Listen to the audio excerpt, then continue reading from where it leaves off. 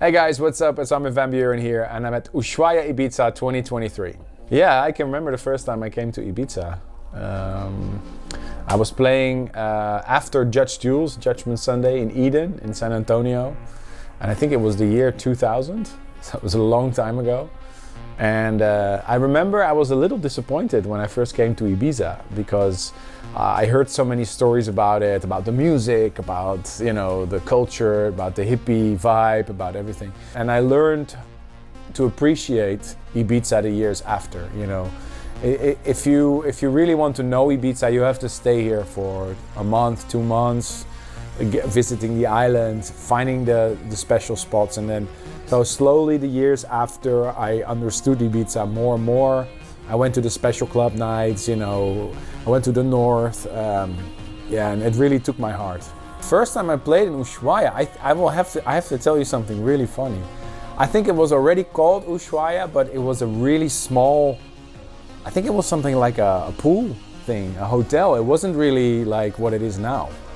And I played a pre-party for my own night. I think it was at Privilege, maybe? I think, the old Privilege.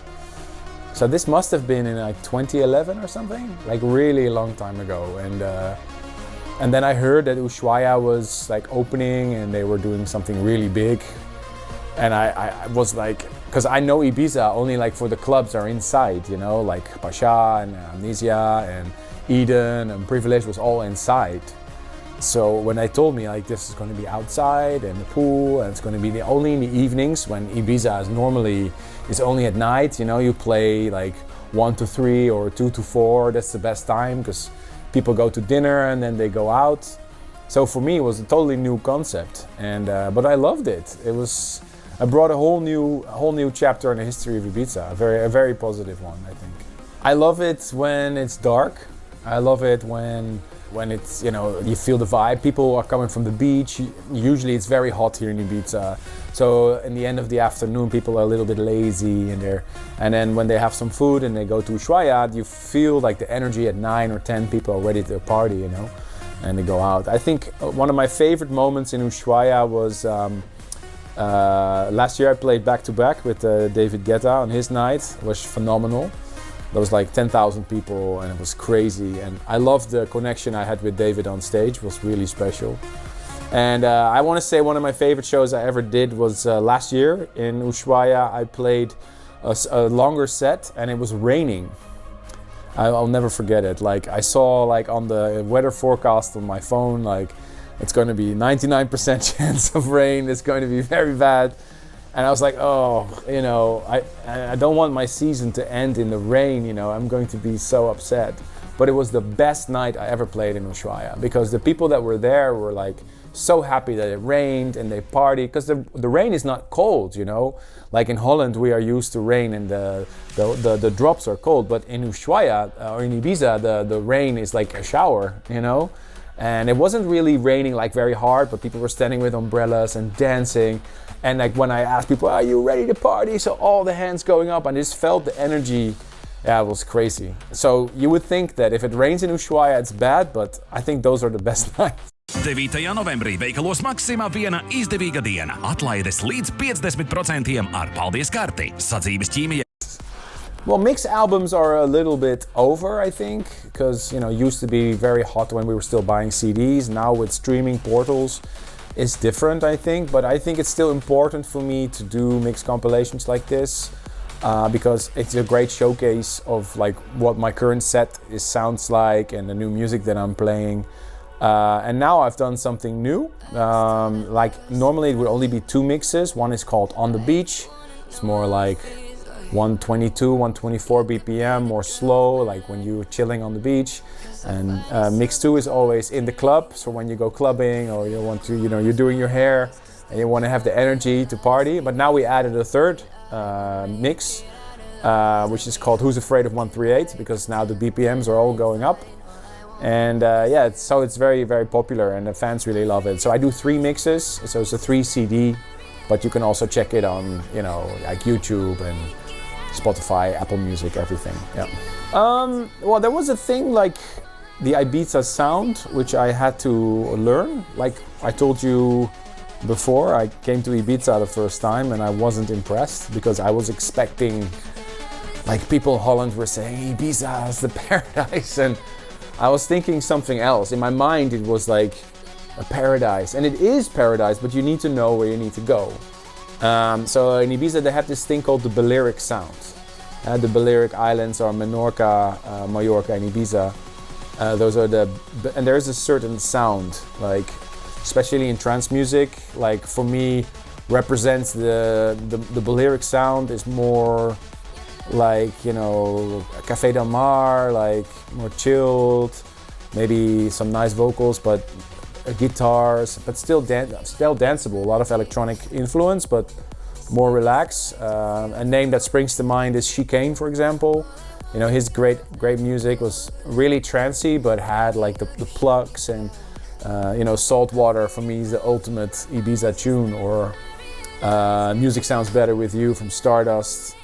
And so this sound has very much influenced my sound as well, because, you know, sometimes when I sit in the studio, I really envision, I see Ibiza in front of me, like a specific place on the island, you know, where I've been.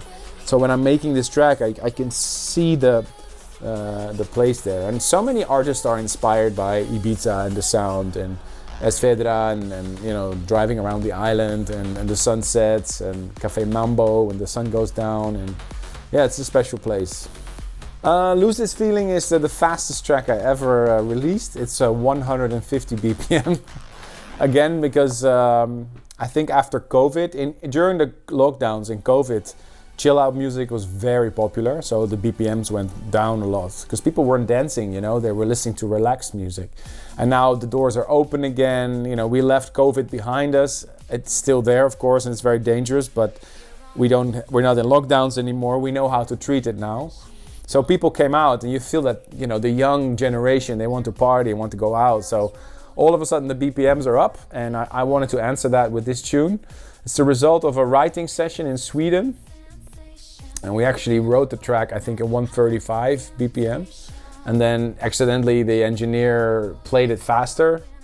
And it sounded so much more energetic, more positive. So we decided to keep it that way. DJing and producing is my craft. It's my art, it's my output, it's my passion. It's the way that I would, you know, it's what I think I'm born to do. You know, I love it so much. And I would miss it if I wasn't doing it. It's for me the ultimate way to express myself as an artist, and yeah, it's my way of living. I'm using all the latest plugins and all the new technologies in my productions. I'm very curious always what the new sound is like, or now with AI, I think it opens a lot of tools. I know there's a lot of people who are very critical of AI, and I understand their concerns because I share them a little bit. But I think right now it's also opening a lot of creative possibilities. I'm using a lot of voices in my music, sometimes samples, and with AI I can just generate my own samples. I still use vocalists and rappers and all that, but sometimes it's just great to try something with AI to see if the vocal in a track would work. And I actually recently used AI for a track called Make It Count that I wrote together with Justice. And we used this new AI technique that can generate my voice. So I had to speak into this website for 3 minutes, and I just read the CNN news. And then the computer makes a copy of my voice, and you can type in everything and it uses my voice. So you can say whatever, and I never said it, but I just wanted to try it, and it sounded so good, so scary. Like if I'm dead, people can still use this voice. That's crazy, you know? So the track Make It Count is actually my voice, but I never said that. I never said those words, make it count. We had the computer saying that, so it's very interesting. I think it opens a lot of doors for the future, yeah. When I started DJing, I remember the most asked question in interviews were always, how long is this going to last? You know, when is house music dead? When is it over?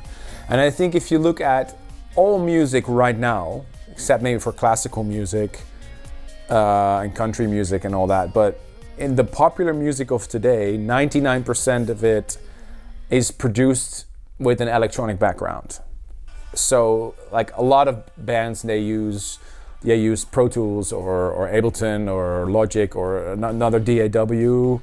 And so you can't really say that there's a dance and pop, because pop is now being produced in a dance music way. So I think dance music is now the foundation of what we call modern music. And I think this will keep on developing. I personally think that the electronic development will have a bigger impact on music as we know.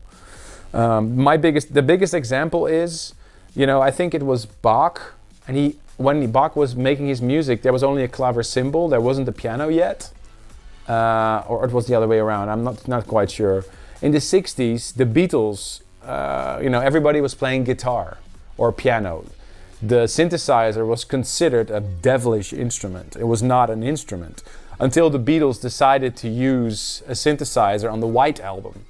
So that changed the culture completely, because people were like, what, are the Beatles using a Moog synthesizer on is this even music, So that proves my theory that I think dubstep would have never been here if it was without Serum or Ableton, So the technology is very, very important for the current sound. And with the computers getting faster and AI coming, I think the music will change a lot. What advice would I give? I would say that the most important thing to become in life is yourself. I found it out the hard way. If you listen too much to criticism, if you listen too much to your manager, then you're not yourself. I think it's important to find your own voice and try to find a way to reach other people with your voice. Because there's a reason why God or your higher power has given you your craft. It doesn't matter if you're a singer, a writer, a photographer, a video, or it doesn't matter. God gave you these gifts to be yourself. So if you copy someone else, or if you try to be successful just for the sake of making money or something, you're gonna lose, because that's not who you are. The closer you can be to who you really are, if you can find your own voice and you can sell that and you can be good at that, then I think you will find success. To go clubbing. I think it's important for people to go clubbing to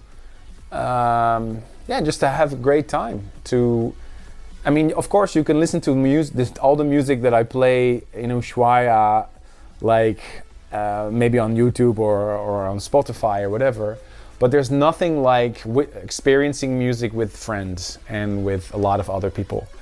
Like music by itself is nothing but trembling air, It's the speaker that generates a wave. But because we celebrate it together, when we stand in Ushuaia with the lights and the visuals and the fireworks, something happens when we celebrate together, and I hope people will keep experiencing it, because I think this connection with other people is very, very old and very important. People used to dance hundreds of thousands of years ago, as nomads, when we were still traveling, around the world as small groups. And the way to connect these tribes was with music. So it's always been a way to connect with other people. And that for me is the foundation.